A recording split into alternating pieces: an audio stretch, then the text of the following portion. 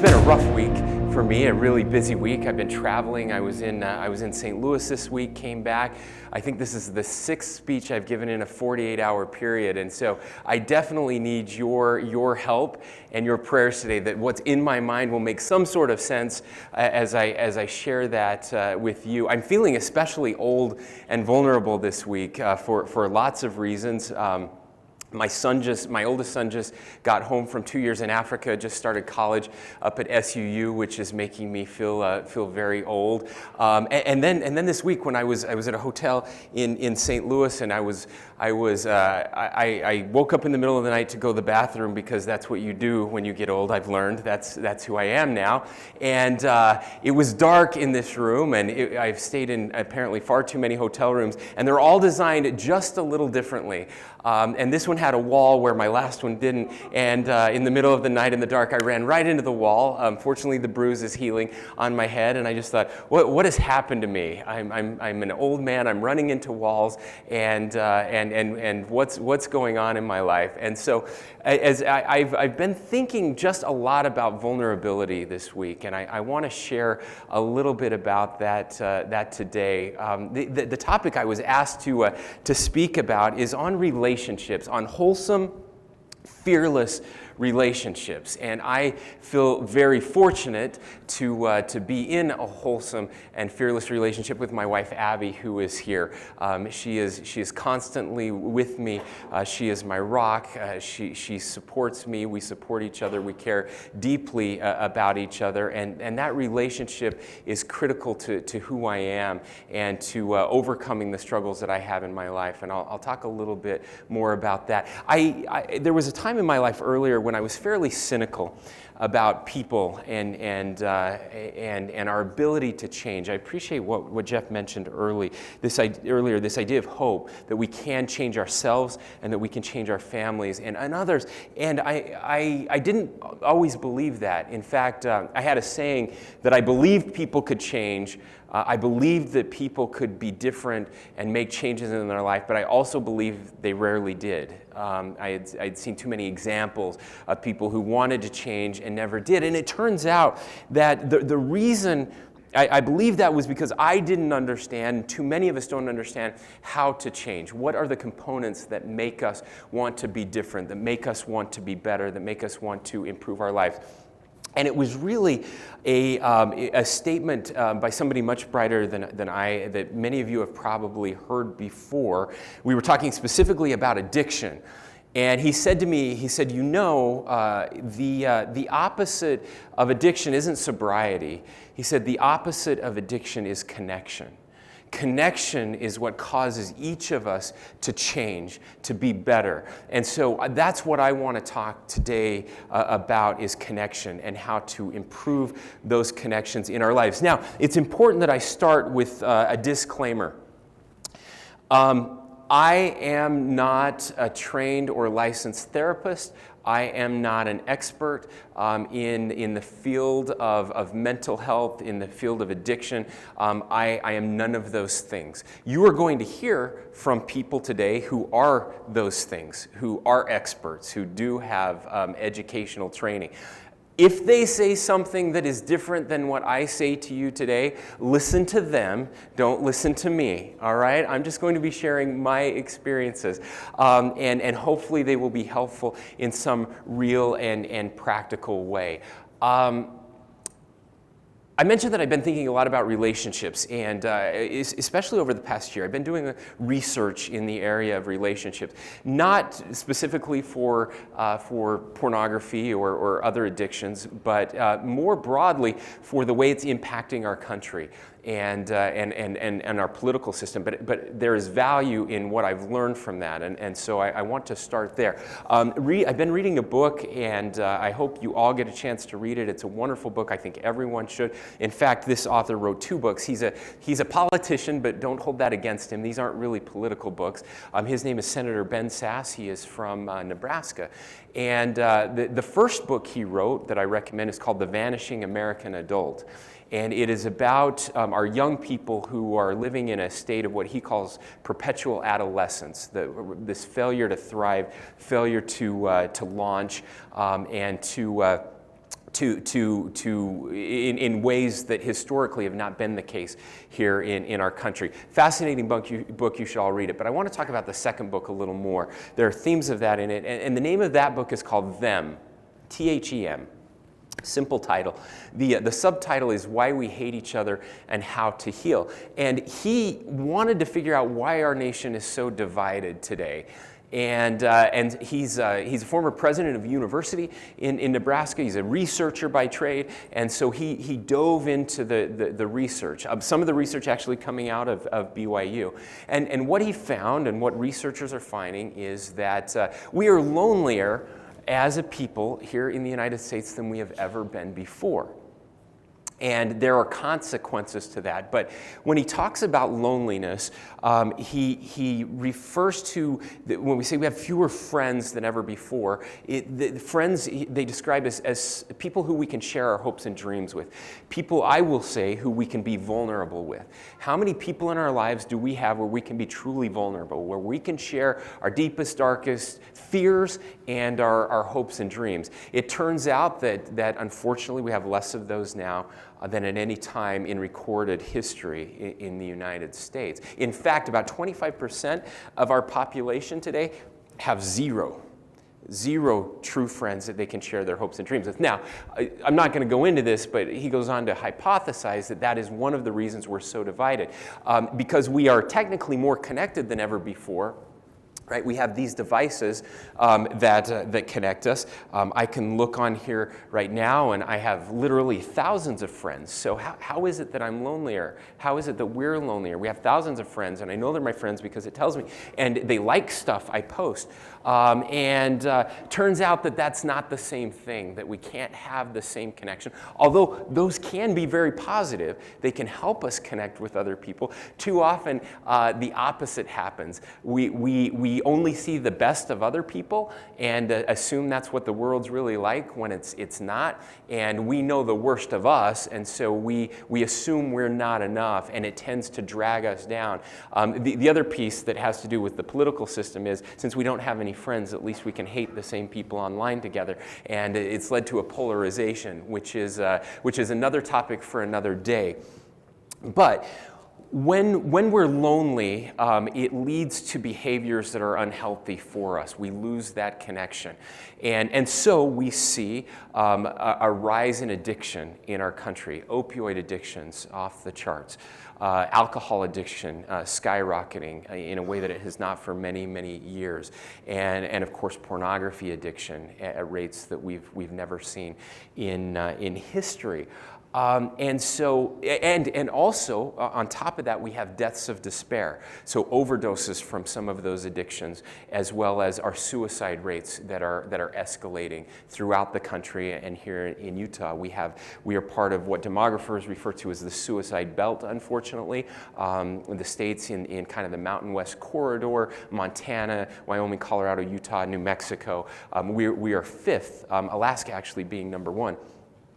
We are fifth in the nation for suicide rates. And all of those things, I submit to you, are related. And all of them are a result of not having enough and better connections in our lives. And that's what I want to talk about today. But I'm going to have to share a little bit. I'm going to have to be a little vulnerable with you. I hope that's okay. I believe that that's really important. And I'm going to share with you my story. It's the only story I know intimately. But hopefully it will be instructive in some ways to someone in the room today. So I was born in a very small town in central Utah. For those of you that don't know where Sanpete County is, or Fairview, if you point at a map, point to the middle of a map of Utah, you're pointing to Sanpete County. You may have heard of Ephraim or Manti. Those are the big cities. Fairview is a smaller city on the north end of Sanpete County, about 1,200 people. And really, really great place. I'm sixth generation there, living on the farm that my great-grandfather settled over 160 years ago. And it's one of those towns towns where you know everybody. Everyone is a friend, or you go to church with them, or they're a family member. And people often ask me, what is the best part about living in Fairview? And it's that we're a community. Everyone knows everyone. People also sometimes ask me, what's the worst thing about living in Fairview? And the worst thing about living in Fairview is that we know everyone. They're either a family member or a neighbor, or they go to church with you, and you know all their flaws, and they know all your flaws as well. And it's certainly a mixed bag. But I was growing up there. We were poor, but everyone in Fairview was poor. My dad and my grandpa always said that the Great Depression ended and they forgot to tell Sanpete, and so we just kind of did our thing, and life was good. At least I thought it was, until my parents got divorced when I was 10 years old. That was a very difficult thing for me. I was the oldest of 3 kids. My 2 younger siblings also have a disease known as cystic fibrosis, which is a terminal illness. When they were born, the lifespan was only 12 years. The good news is medications have gotten better. The lifespan now, the average lifespan is about 40. My brother's 42, my sister's 39, and so they've been able to make it these years. But that was really hard, especially in the mid-'80s in a small town, a small religious town. That didn't happen very often. And I remember whenever we would go to a school event where parents were involved, and they would list the parents on the program or whatever, and you would see someone who had 2 sets of parents, and they were always the bad kids who had the 2 sets of parents then, and so I assumed that meant that I was one of the bad kids now, because that's just the life I knew and understood. To make matters worse, I spent a lot of time. I actually lived with my dad. My brother and sister lived with my mom. We lived a mile apart in this small town. You can imagine how that went. And it was not an amicable divorce. 40 years later, there's still animosity there. But at that time, my dad was working, and so I would spend a lot of time with my cousins. And I had some cousins, an uncle and aunt. My uncle was a truck driver. They didn't live the same values and lifestyle that we lived, and one of my cousins, who was older than me, had pornography in his room, and one day thought it would be important for me at age, now I was probably 11 at the time, to look at pornography. And so I got introduced to pornography at a very, very young age. And it was incredibly destructive to me, and I hated everything I felt when I looked at that, and I hated myself after seeing it.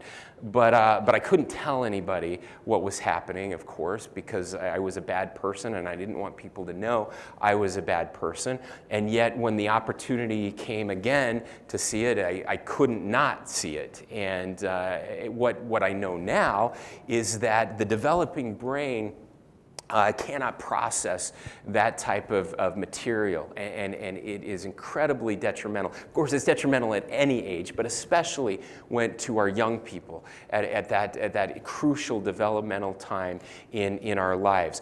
And so I started to feel a lot of shame, and I'm going to talk a lot more about shame. Shame is the worst. All right, just know that. Shame is the thing that enables all of the bad stuff in our lives. All right, it is at the root of everything that is causing the problems that we're facing as a society. And so I was filled with this intense shame. To make matters worse, I loved sports, and I longed to be an athlete. That's all I wanted. I mean, I knew every player on every team in the NBA and the NFL, Major League Baseball, the college teams here in the state of Utah. I could recite stats. It's really all I cared about at that age. Unfortunately, I was very short as a kid, and however, I made up for it by also being very slow. And it turns out that being short and slow is not good in any sport. I looked, I tried. There were no sports where the coaches are like, you know what we need today? We need somebody short and slow. Let's see what we can do. And skinny at the same time. And so that didn't work out very well for me. But I remember I also, my eyesight was struggling, and so my parents bought me glasses, and they were great. I think they found the largest glasses you could possibly find to put on my skinny little head. Not a great look for me, and my classmates noticed, and the first, as they often do, so the first week of school, in middle school, the tall, fast boys who didn't have glasses decided to see if I would fit in a garbage can in the middle of the hallway. And I did, and I sat there while hundreds of people walked past me, pointing and laughing. Now, for a kid who was filled with shame anyway, you can imagine what that kind of behavior and bullying did to me. I went to a very dark place, started to believe that the world would definitely be a better place if I was not in it. And so suicide ideation became part of who I was at the time too.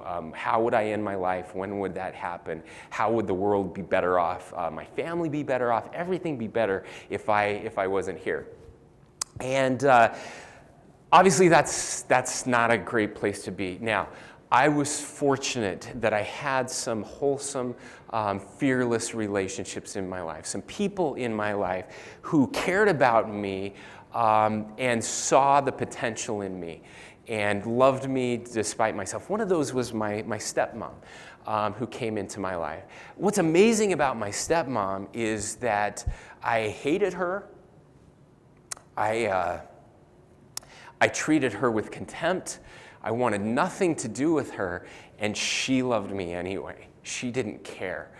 She stood by me. She was incredibly patient, and she cared about me, and she would not let me not be loved by her. And she quite literally saved my life. And I will be eternally grateful for her, not the person you would expect in the story to step up and make that happen. Second person that stood up for me was someone in my church, a leader who was with me in the Scout program. And he was much older than I was. In fact, he had kids my age. His two oldest were just a year younger than me. He had twins. And he treated me not like a kid or like a project, but he treated me like a friend. We had the Beatles music playing before. We had this thing in common with music. I liked the music from his era, and we shared that. And so he would share music with me, and he was someone I could talk to. He was one of those true friends, someone with whom I could be vulnerable, someone who loved me in spite of my imperfections, and maybe even because of my imperfections.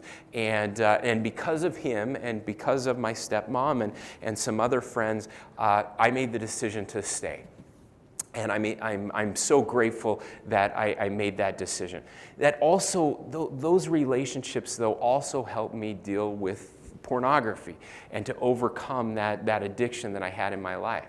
Now, I'm grateful and I feel very lucky that I was raised in a time where only my cousin had it in his room, and that was the only possible way I could see it. I didn't have it in my pocket 24 hours a day. I'm not sure how I would have dealt with that at that time, but it underscores the challenge that we have in our society today, the challenge that our children are dealing with, the challenges that our middle-aged men and women are dealing with, the challenges that older men and women are dealing with. This is not just a crisis amongst young people. It is a crisis of entire generations and of our society today. And it's why I'm so grateful that we're having this meeting today. I have to say, well, actually, I'm going to hold on that. Let's get back to shame. So I'm going to share some things that the author Brené Brown shares. I first read some of her books several years ago. The things that she shared spoke to me. They're very helpful to me. I hope that some of those I share will be helpful with you. But I want to talk a little bit more about shame and what causes it to grow. She says that there are three things that cause shame to thrive in each of us. The three things that shame needs to really grow. If you put shame in a petri dish, you have to add these ingredients for it to grow in a very terrible and toxic way. The first thing is silence. The second is secrecy. And the third is judgment. That is the recipe for disaster in shame. So shame, if we add in, again, silence, secrecy, and judgment, shame increases. Now, there is a difference between what she calls shame and guilt. I don't like to use the term guilt. I have another one that my grandmother shared with me. She calls it divine discontent. There is a difference between shame and divine discontent. Now, shame is about the person.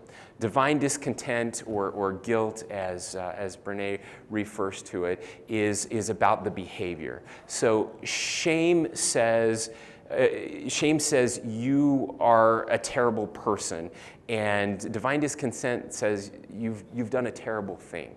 Right? Divine discontent and guilt say you've made a mistake, and shame says you are a mistake.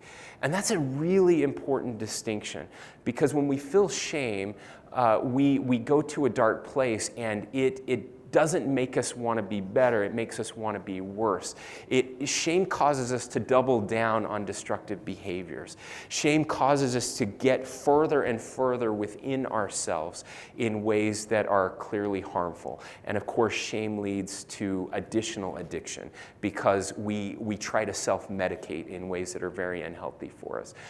Some of us do it through pills and alcohol. Some of us do it through my new one is eating. That's how I self-medicate now. When I get stressed or when I feel shame, I go to cake now, which is also not healthy. But many amongst us go to pornography. Again, it dulls the senses. But the problem is that even though we feel better for a moment, we always feel worse afterwards. And that leads us to more destructive behavior, and we find ourselves spiraling in a negative way downhill. So how do we overcome the shame gremlins, as she refers to them? Well, it's pretty easy. We have to do the opposite of silence. We have to do the opposite of secrecy, and we have to do the opposite of judgment. And there's two ways we do this. And one, as the person who is struggling, vulnerability is the answer there. And I want to read a little bit more about her definition of vulnerability. She says this: vulnerability, she defines as uncertainty, risk, and emotional exposure. Okay, so to be vulnerable, we actually have to share, which means that we break silence and we break secrecy, right? Because we're being vulnerable, we're putting ourselves out there. So now we're going to have to talk to someone about the thing that is wrong with us. All right, that is, as she says, very risky, right? It's uncertain, and it's emotional exposure. Okay? Because that third part of shame, remember, if we get judged, that destroys vulnerability and causes us to go back into the shame cycle. All right? Now, but why is it important? Because listen to this, and I hope this gives you hope, because it gives me hope. She says this: vulnerability is the birthplace of love, belonging, joy, courage, empathy, and creativity. Okay, let me state that again. Vulnerability is the birthplace of love, belonging, joy, courage, empathy, and creativity.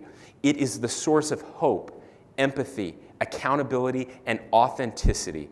If we want greater clarity in our purpose or deeper or meaningful spiritual lives, vulnerability is the path. So each of us, it's the step we have to take.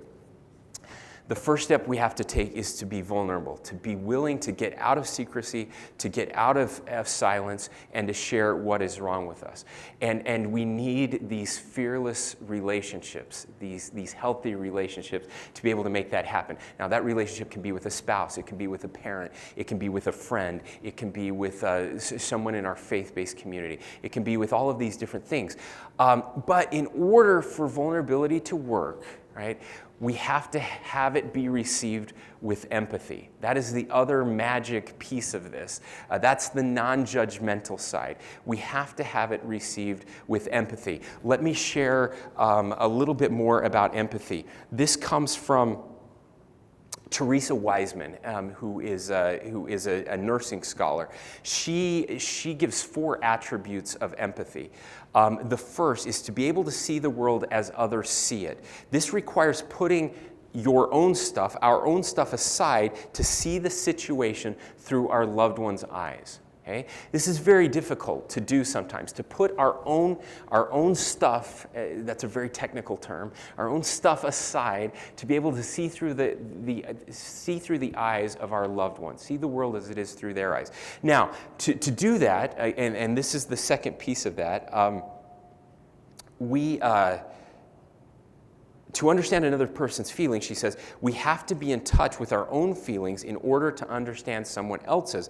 Again, this requires putting our own stuff aside to focus on our loved one. So each of us, again, the person who wants to help the loved one who is struggling, we have to be in touch with our own feelings and be able to put them aside so we can help the other. Third, to be non-judgmental, and again, empathetic, judgment of another person's situation discounts the experience and is an attempt to protect ourselves from the pain of the situation.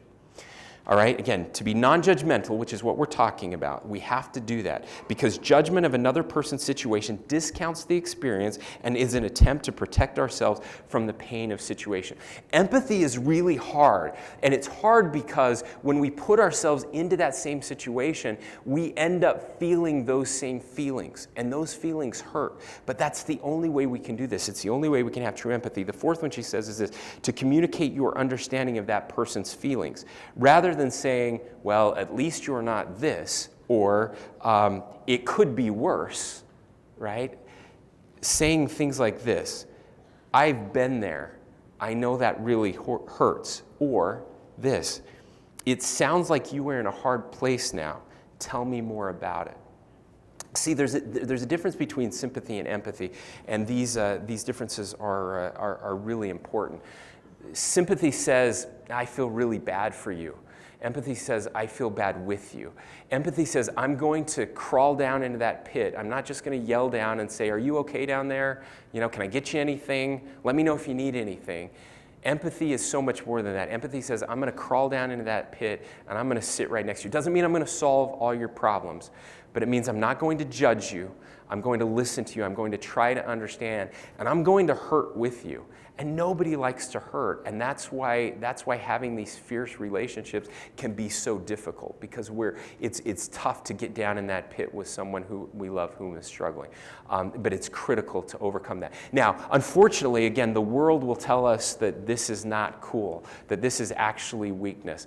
I shared this in Salt Lake when I spoke, and I want to share it again. It's a great example of people with a lack of empathy and what happens when we criticize vulnerability and see vulnerability as weakness.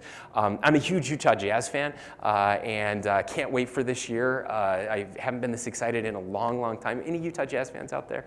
Okay, all right. I always say this: if you're not a religious person and you don't believe in religion, choose the Jazz. Make them be your religion. That's it's better than nothing, I promise. Although they do let us down a lot. But this year is the year, but last year, something really interesting happened, and it was fascinating to watch. Those of you that follow the Jazz know this.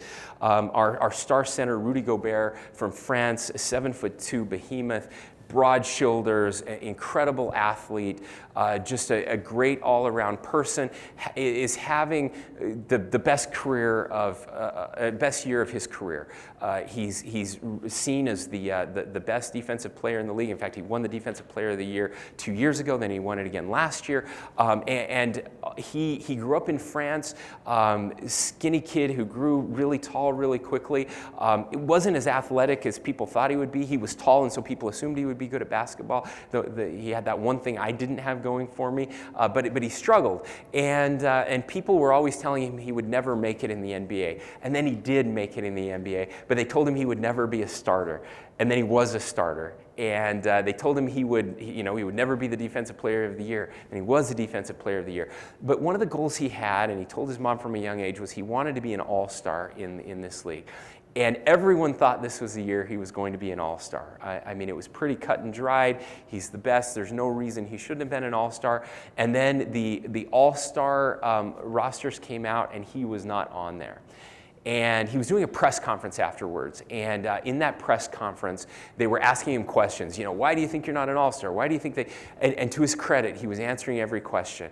And then they asked a question about his mom. His mom, he was raised by his mom. She would stay up late because of the time differences. Every night she would stay up until the wee hours of the morning to watch her son play basketball. And he started talking about how he had to call and tell his mom that he wasn't an all-star. And it broke his heart. And you could see the tears start to well up in his eyes. And he took a second to compose himself, and he walked away, and he put his hand over his eyes, and he was crying. He was a real person. This was a very vulnerable and emotional moment for him, where he was now giving voice to something that had been silent and secret to him, right? He was sharing this. And what happened? Unfortunately, players from other teams and fans from other teams started to attack him. That what a weak person. Real men don't cry. That kind of thing shouldn't happen. I hated everything about that because it's so wrong and it's so false. In fact, I would submit to you that vulnerability and what he did, it was not weakness at all. In fact, it was strength. It took a lot of courage to stand up in front of people and to share those emotions. But what happens when you do that? Is he ever going to do a press conference like that again? I don't think so. We certainly haven't seen it. He's become more reserved, right? You don't share answers. You give the cliche answers, like, we gave 110% today and blah, blah, blah. And you don't actually answer the questions anymore. You start to put up those walls because it was not met with empathy. It was met with judgment. And that led him, to back away from that. It's just a small example, but I think it's an important example. When those who are struggling with pornography addiction get the courage to finally talk about it, to finally have those conversations, whether it's with a loved one, family member, a friend, an ecclesiastical leader, we have to be willing to listen, to not judge, and to show love and compassion and empathy. Now, I had an opportunity many years ago to serve an ecclesiastical position in my church for about 5 years, where people would come in and share their deepest, darkest secrets with me. I was very young at the time. I think I was 29, and I wasn't really prepared for that. I remember the first time someone came in and shared some stuff with me, my jaw, I think, hit the floor. I had to hurry and pretend like I had some clue about what to do in this situation, because I didn't. And I learned a lot about what that means and why it's so important. I will tell you that in the first year of my service there, I had numerous people from ages 10 to age 70 who came and shared with me that they were struggling with a pornography addiction. It was so much wider, so much more prevalent than I believed or understood or expected. Now, I share that with you because, again, that is an important part of our recovery and of the shame cycle. One of the problems with shame is we often believe that we are the only ones that are doing this and that there is something fundamentally wrong or broken with us. Knowing that it is fairly common is actually helpful to all of us to know that, look, you're not broken. In fact, you probably know people right now, people you respect, people who you think are amazing, who are so much better than you because you've seen the pictures of Facebook and they have the perfect family and everything's great, who are struggling with the very same things that you are right now. And that should give you hope, because you can overcome and you can be better, and we can do that together. Now, I do want to say, though, a word for our loved ones. It is not fair to put this burden on you. all of the time, okay? That is not okay. Our spouses, the spouses of those who are struggling with pornography addiction, kids, loved ones, are victims. And they need that exact same type of treatment because that same type of shame can impact them.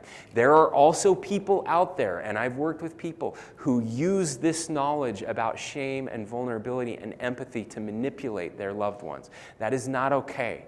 That does not work. We all have to deal with this in our own way.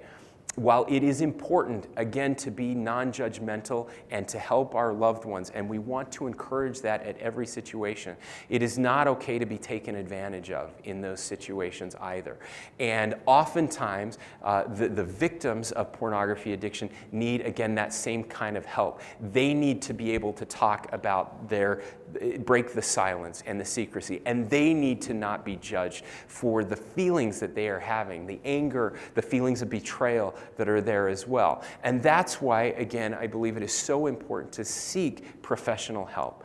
Let me conclude with a couple thoughts on overcoming addiction, and I want to bring this back to where I started, because these addictive behaviors can lead to other very serious behaviors, including suicide. We in the world of suicide prevention, there's an acronym, 3 letters that are really important. Some training. It's called QPR training that we use very routinely. I've trained my staff on it. QPR is like CPR, but for mental health, and it's question, persuade, and refer.